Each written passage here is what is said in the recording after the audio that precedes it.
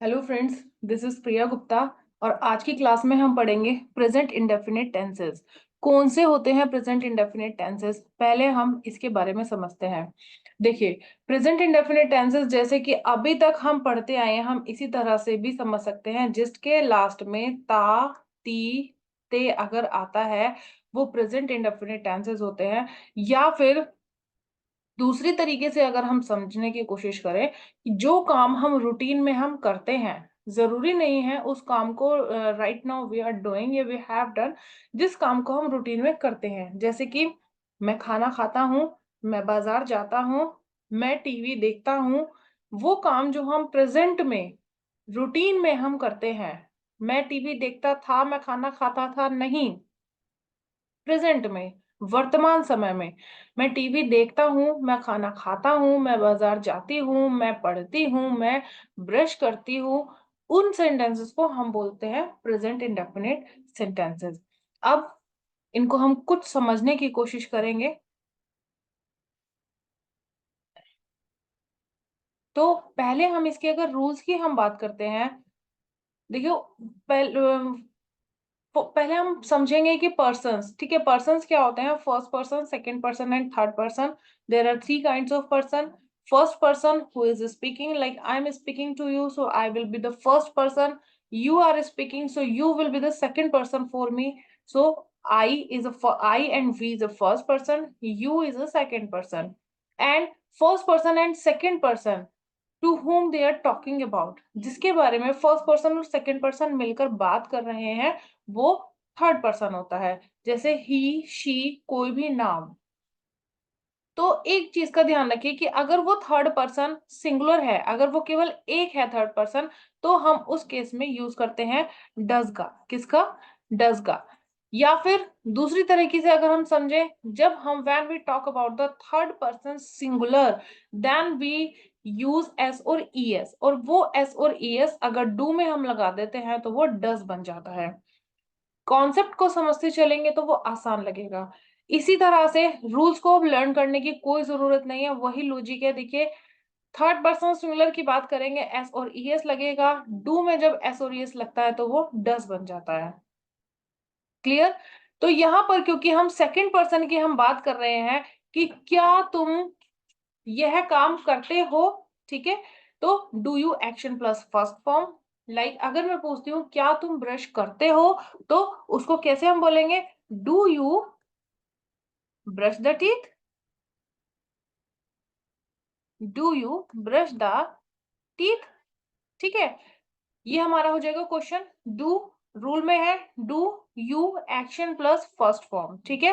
Action क्या होते हैं? जो भी कुछ हम काम करते हैं, ठीक है। लाइक यहाँ पे ब्रश द टीथ, टीथ तो nothing, we are doing nothing, but brush we are doing brushing, ठीक है, वी आर डूइंग ब्रश, तो that's why brush will be here action word. So action word में हमेशा हमें हमेशा डू और does के साथ फर्स्ट फॉर्म का यूज करना है। करेक्ट? आगे अगर हम चलते हैं, अगर हम यस में आंसर देते हैं, तो I is a first person and we will not use S और S with first person. So I do action plus first form, ठीक है। वहीं उसी वाले एग्जांपल को अगर हम देखते हैं, do you brush the teeth? क्या तुम ब्रश करते हो? हाँ, मैं ब्रश करती हूँ, तो I brush the teeth. Clear? तो यही है, आई एक्शन ब्रश, एक्शन के साथ फर्स्ट फॉर्म ही लगेगी, तो आई ब्रश द टीथ। वहीं अगर हम नोट में बात कर रहे हैं तो कुछ नहीं होगा, सिर्फ I do not brush the teeth यहाँ पे हो जाएगा, डू में नॉट लग जाएगा यहाँ पे। वहीं आते हैं हम अगर थर्ड पर्सन सिंगुलर के केस में, right. If we are talking about third person singular, तो उस केस में हमको क्या करना होता है? हमें एस और ई एस लगाना है।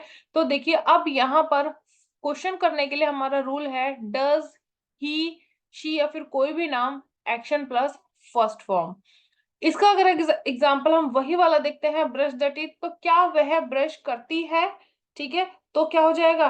क्या वह, she is third person, so does she brush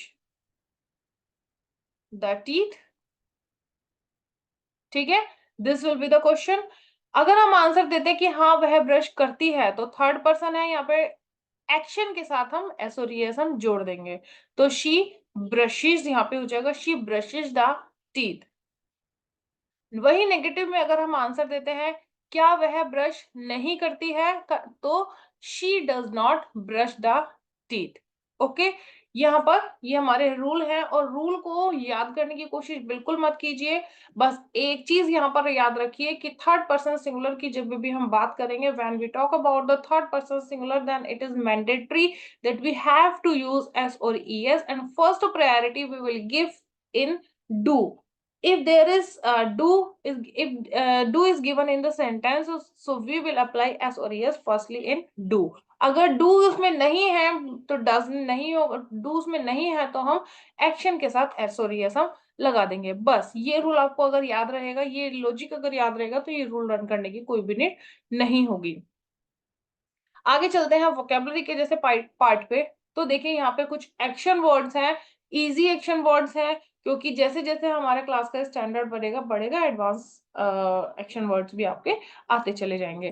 तो जैसे कि अगर हम यहाँ पे दिया हुआ है स्विम, है ना, रूल में अगर हम रख के देखते हैं, रूल्स में के साथ अगर हम रख के देखते हैं, क्या तुम स्विम करती हो, ठीक है, do you swim, I swim, I do not swim. Does she swim? She does not swim. She swims. Right? दूसरा एक्शन वर्ड अगर हम देखते हैं abuse others, तो do you abuse other? No, I do not abuse other, या I abuse other. Does he abuse other? No, he does not abuse other. He abuses other. Next rule अगर हम देखें, fight the प्रॉब्स, है ना, मुसीबतों के साथ लड़ना, मुसीबतों का सामना करना। क्या तुम्हारा भाई मुसीबतों का सामना करता है? Does your brother fight the probs? No, my brother does not fight the probs, even I fight the probs. Correct. Next vocabulary अगर हम देखें, fly the kite. Does your younger brother fly the kite? Yes, my younger brother flies the kite, but I do not fly the kite. Lend money. Do you lend money? No, I do not lend money, but she lends money. ठीक है, तो ये इस तरह से sentence बनाने की आप प्लीज प्रैक्टिस कीजिए। अगर कोई भी प्रॉब्लम आती है सो प्लीज कमेंट बॉक्स में लिखिए, so that I could solve your problem. और जो एक्शन वर्ड्स हैं उनको और देख लेते हैं। इन एक्शन वर्ड्स के साथ ही आपको रूल्स, ये एक्शन वर्ड्स रूल्स के साथ मिलाकर आपको सेंटेंस बनाने हैं, करेक्ट, और वो सेंटेंस बना के मुझे प्लीज कमेंट बॉक्स में भेजिए। नेक्स्ट है स्पीक कॉन्फिडेंटली। ठीक है, कॉन्फिडेंटली स्पीक करना। राइट टू योर फ्रेंड्स, अपने दोस्त के लिए लिखना। एडवाइज अदर, दूसरों को एडवाइस करना। बोस्ट होता है शेखी मारना, लाइक बड़ी बड़ी बातें करना, शेखी बात है कुछ नहीं, शेखियां मरवा लो कितने भी, है ना। क्राई, चिल्लाना, रोना। ओबे एल्डर्स, बड़ों की बात मानना। अपोज एल्डर्स या फिर अपोज अदर्स, दूसरों को अपोज करना। ठीक है, अब देखिए कुछ सेंटेंसेस हम देख लेते हैं जो हम डेली रूटीन में, डेली यूज में हम कॉमनली जिनको हम स्पीक करते हैं। First, it's slip of my tongue, यह मेरी मुंह से निकल गया। ठीक है, कोई चीज होती है कि मुंह से निकल जाती है, अचानक हम बोलना नहीं चाहते बट हमारे मुंह से निकल जाती है, तो इट्स स्लिप ऑफ माई टंग। जैसे कि सपोज मैंने आपको कोई बात बताई है कि भाई उससे मत बताना, मगर आपने बता दी, तो मैंने आपसे पूछा भाई क्यों बता दी, oh sorry it's slip of my tongue, यह मेरे मुंह से निकल गया। It's slip of my hand भी हो सकता है कि मेरे हाथों से ये निकल गया। Suppose if there is marker in my hand and it is fallen down, so I can say that it is slip of my hand, I'm really very sorry। it sounds good, सुनकर अच्छा लगा, कुछ चीज आपको सुनकर अगर अच्छी लगे, it sounds good. It sounds bad, सुनकर अच्छा नहीं लगा। इट साउंड्स फनी, मजाकिया लगा सुन के। Current has gone, current has come, light चली गई या फिर लाइट आ गई। यहाँ पर आप करंट की जगह इलेक्ट्रिसिटी का भी यूज कर सकते हैं। डोंट सिट इडल, टेढ़े मेढ़े मत बैठो। सिट प्रॉपर मतलब हम कह सकते हैं झुक के टेढ़े मेढ़े मत बैठो। It's not a cake walk, यह कोई आसान काम नहीं है, ठीक है। It's not a cake walk को हम बोल सकते हैं इट्स नॉट इजी, है ना।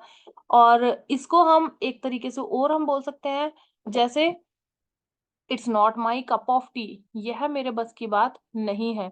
It's not my cup of tea to speak in English very fluently because it is a very tough language. And next, don't talk rubbish, बदतमीजी से बात मत करो।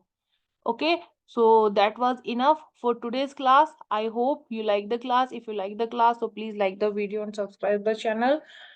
Meet you tomorrow at same time and keep practicing. Bye bye.